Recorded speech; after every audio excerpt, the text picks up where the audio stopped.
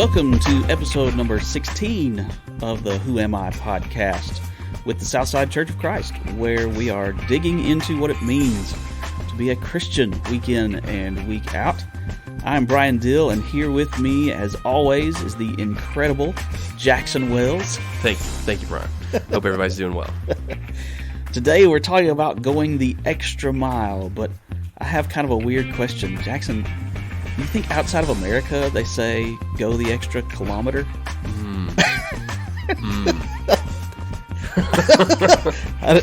And what do you think about like Bibles in Europe? Do you think they say kilometer? It's got to say mile, because a kilometer isn't I know it's not the as same. mile. It's like less than a mile. So if it was go the extra kilometer, it'd be like, oh yeah, that's no big deal.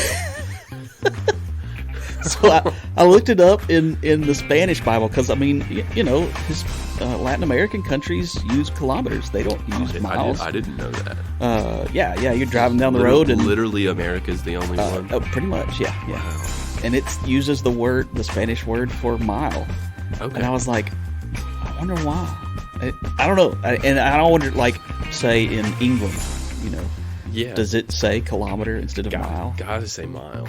But they would say, well, what does that even mean? Yeah. How far is a mile? I don't know. Man, I think there's a lot of stuff. Well, not a lot of stuff, but I'm thinking like talents and denarii. Like, we don't know what that means. Well, we have but we have a conversion. an idea. We could. I guess they would just do the conversion. Let's go 3.1 kilometers. I don't know. If someone asks you to go 3.1 kilometers, go an extra 3.1 kilometers. Right. I mean, so maybe if there's someone out there that listens to our podcast from another country, maybe comment and tell us. It's got to say mile. I don't know why it would. I mean, all right. Anyway, let's get into this episode.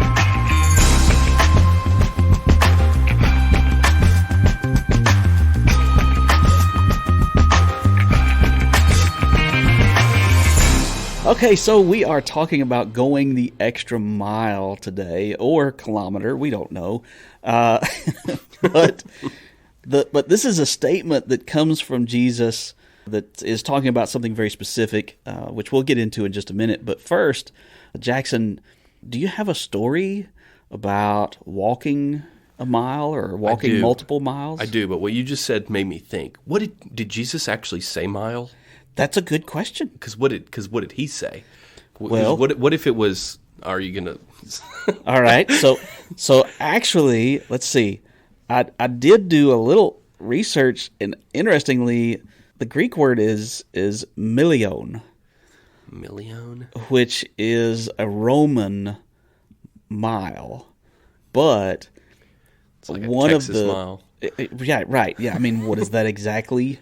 It's the word represents like 8 stadia or maybe 1,478.5 meters, whatever that means. I don't know. And so I have a feeling roughly a mile or 1,000 paces. It's roughly a mile or a kilometer. I don't know. Oh my goodness. Jeez. Okay, yes, I have a story about right. So I lived on campus at Western Kentucky University, and when I didn't live on campus, I was still close enough to walk to campus. Okay. There were also buses that you could ride and get to your class and all that stuff. I didn't figure that out. I didn't figure out the bus schedule route until junior year. Okay. Anyways, one day I was walking back to my dorm or my apartment, I can't remember, after a long day of studying and paying attention in class. I was walking with some of my friends, and we were having a discussion about whether or not a penny could kill you if it was dropped from the top of the Empire State Building. Sure. I was adamant that the answer was no, I believe, because, and I've done research recently on why it couldn't. You've got updraft, you've got right. Its terminal velocity right. isn't gonna have enough. It can't happen. Okay, I was getting heated because they were like, it would totally kill you. It would totally kill you. And so we're walking, having this conversation, come to a staircase, and I turned to say something. It was gonna seal the argument, And as soon as I said it, I just tripped and fell down the stairs. Oh, no. I was fine. I hopped right back up, and I was like about to continue on with what I was talking, but they were laughing at me. So Right. walking can sometimes be dangerous. Walking can be dangerous. Well, especially if you're not paying attention. Yeah. Right. Yeah. Yeah. Yeah. So my walking story goes back to when I was probably about 5 years old. Oh, no. And I think it was a time, well, I know it was a time when my aunt had come to visit. She lived about an hour and a half away, and she had come to visit and was staying with us for a little while. It was my Aunt Louise. And so she decided that she and I were going to go for a walk. So we're out, we go for a walk around the lake that was in our neighborhood. Well, we went this one particular direction that didn't necessarily end up getting us all that close to the lake. And we were walking and talking, and all of a sudden we're at like a normal road, like with lines and everything. My neighborhood wasn't lined or anything with the roads or anything. And so she's like, where are we? And I'm 5. I'm like, I don't know. And so she's like, well, let's go this way. And so we get on this main road and walk and walk and walk and walk. And the sun's starting to go down. Oh, my goodness. And she's not recognizing anything. Again, I'm 5. I don't know what's going on. And so she finally was like, we're going to have to stop and ask to use somebody's phone. And so we go to this house, and she calls my parents, and my dad comes and finds us. I guess maybe the people that lived there were able to tell him where we were. Yeah. But the funniest part about it is, if we had kept walking the direction we were walking, maybe another quarter mile, we would have seen the road I grew up on, where our house was. That's amazing. I mean, we would have been all the way at the opposite end of where our house is. Yeah. But we could have just gone on. Right, It would have been, oh, I know where we are now. Yeah. But of course, that's when we stopped. No, you typically don't remember good walks. Right. let's just go for a walk. Nobody remembers those. It's always when you fall, Something you get goes lost. wrong. I went on a walk one time. My cousin was leading us through a forest, and we ended up on a golf course. We were not looking. Whoa. We weren't looking for a golf course, but that's where we ended up. There was also Yellow Jackets involved. Oh, on no. that trip. Not fun, but. Anyways, I remember that because it didn't go to plan. If it had gone to plan, I likely wouldn't have remembered it. Exactly. But- Right. Well, as we get into the meat of the week, we are focused on one particular instruction that Jesus gave in Matthew chapter 5 and verse 41, where he says very simply, if anyone forces you to go 1 mile, go with him 2 miles. And that's all he says. Now, without a little background information, without some context, that could be really confusing. So I want to first kind of refresh everybody's memory regarding what Jesus is talking about. A Roman soldier could commandeer any Jewish civilian and force them to carry his gear or even his personal items for 1 mile. As you can imagine, the Jews did not appreciate this. Yeah. They found this incredibly insulting. They found this humiliating, even. But what Jesus is doing here is he's trying to give his listeners a new perspective on relationships, even in the midst of something humiliating. Jesus says, find a way to do some good. Mm-hmm. Even when you are insulted, find a way to be kind. Mm-hmm. So, Jackson, what are some things that come to mind for you when you hear this instruction from Jesus, how do we go about following this instruction? Right. So the first thing that comes to mind is the phrase "kill them with kindness." Okay. I correct me if I'm wrong, but the Romans knew that this was humiliating to the Oh, Jews. sure. Absolutely. And so if Probably relished in it. they knew what they were doing. They didn't, they probably, like you said, they relished in it. And so if if the Romans know that the Jews hate it and they're still asking the Jews to do this, and then all of a sudden they come across a Jew that's like, yeah, sure, give me, let's go to Stadia, or whatever, the word they use. They're going to be taken aback a little bit. I would Absolutely. think, and the term "kill them with kindness." If somebody's being mean to you, be kind to them, and it'll be like heaping hot coals on their head, which is one of my favorite concepts. So that's the first thing that comes to mind is kill them with kindness, because they're not going to know what to do, and what you're doing is showing them by your actions that you serve.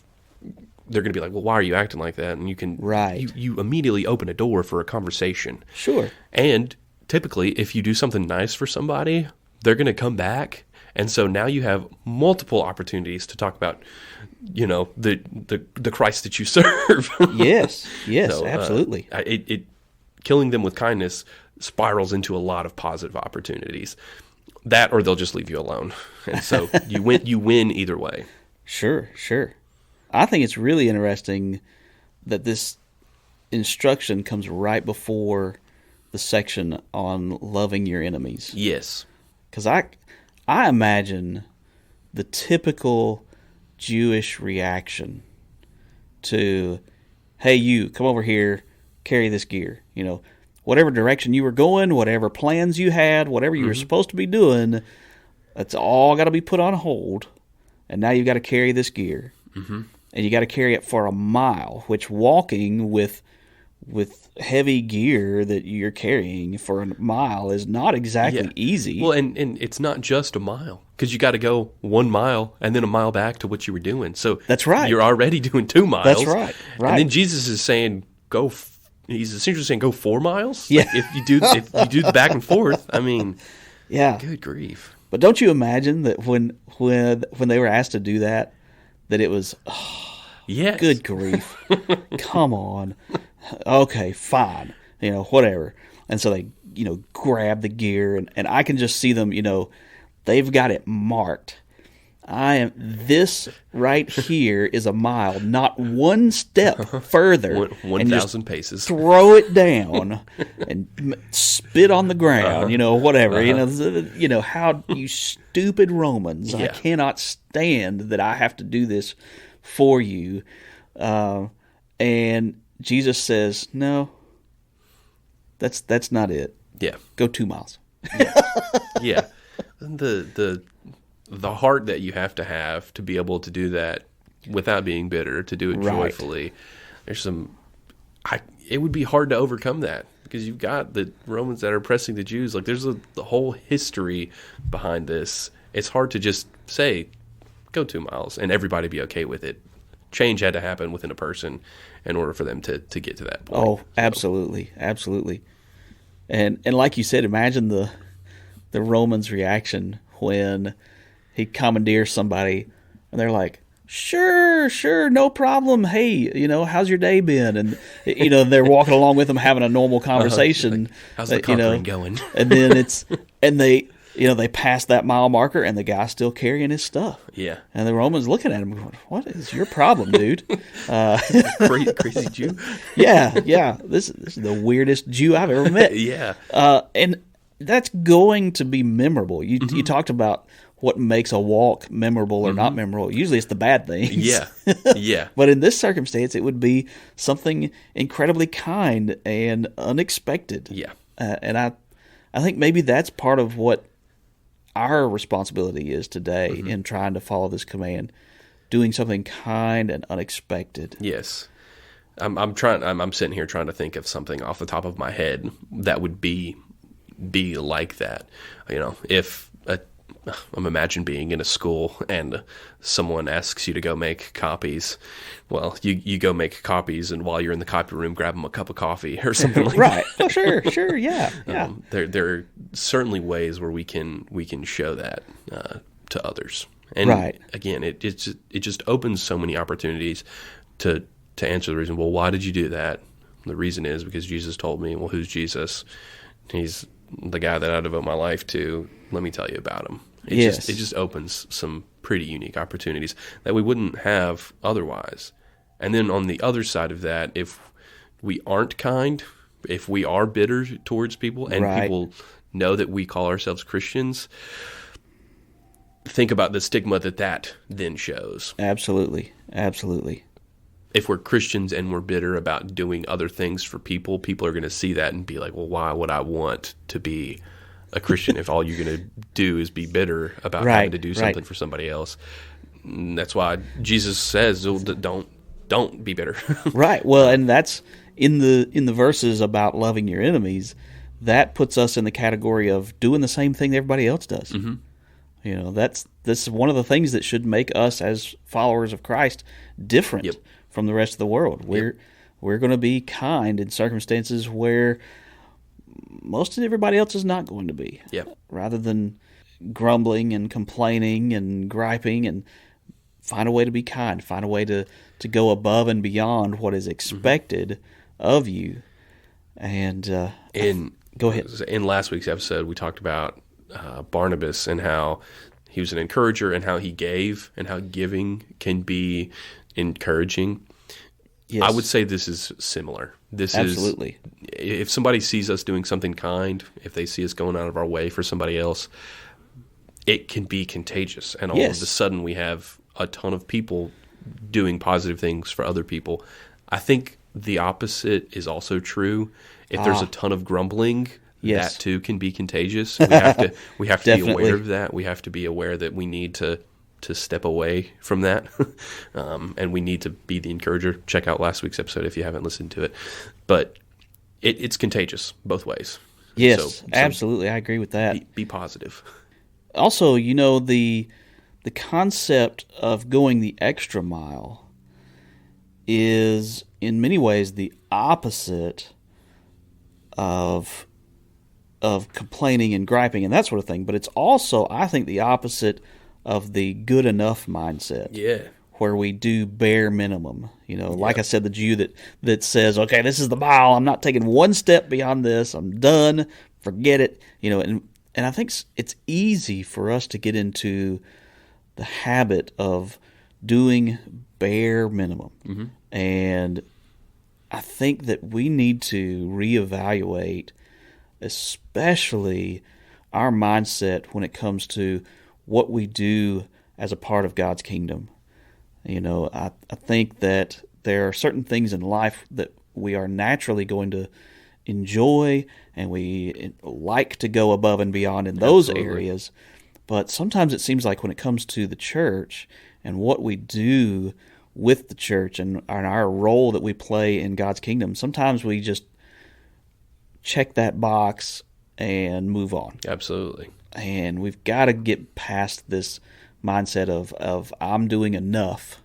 You know, there's nothing more that I'm told I have to do. Right. That the idea of fairness comes along in that. Right. I am participating as much as anybody else is participating, and that's good enough.